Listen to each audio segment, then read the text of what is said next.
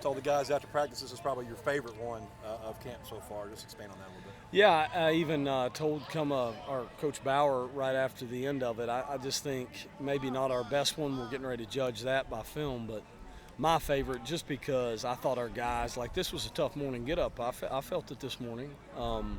And to keep on grinding through this, it's day 6, first day of pads, humid out here, and we went. I just love the way we kind of went through the ebbs and flows of a practice like a game. Energy changed, but we seemed to answer the bell, and really at the end, our best plays on both O and D happened at the end with our team setting. So a really good presence for us there to finish. Yeah, you kind of hit on a little bit the excitement of camp starting. It's kind of in the rearview mirror. You're 6 deep into it. How do you fight that from a player standpoint? Yeah, I think you're exactly right. Like we're in it. Like it feels like we've been here for a month now, and so for them, I think it's going to be a constant reminder from us as coaches, me as the head coach first, of just stack days. Don't get carried away thinking about where we're at in the block or where we're at in the finish of camp, when does school start. We just got to attack days and get better. And I think in reminding this is just keep crossing off the days by how much better we get. And then senior leadership will sure help that too, to make sure we don't waste one. Full pads today, got a chance to get a little bit more physical, a little bit of full tackle, some goal line on the front end.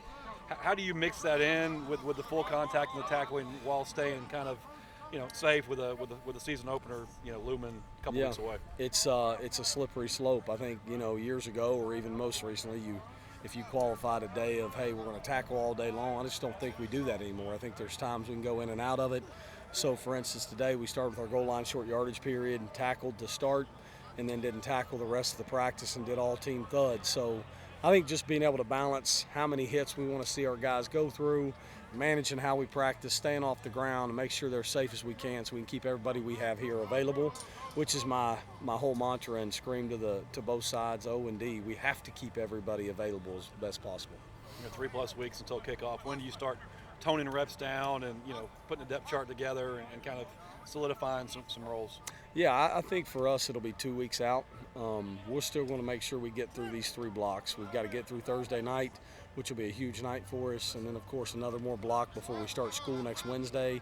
And then things will change a little bit there, and we'll try to see 3 more practices before we start to tone down. They'll get on a school schedule, and we'll start to think about our times in practice and what else we're doing. You always have an idea going into the camp, what you're going to expect, what you're going to see. From is there a group or a position or something like that where you've kind of seen something that you weren't expecting for good? Yeah, I think for me the first place I would go would be our D-line. And the line of scrimmage in general, just the conflict, the friction, and the way they're fighting each other right now. It's just notable to be different than where we were or where we've been. But the D-line group has really started to develop some consistency in how they're attacking, denting the line of scrimmage, and I like that group right now. We've got to keep them going.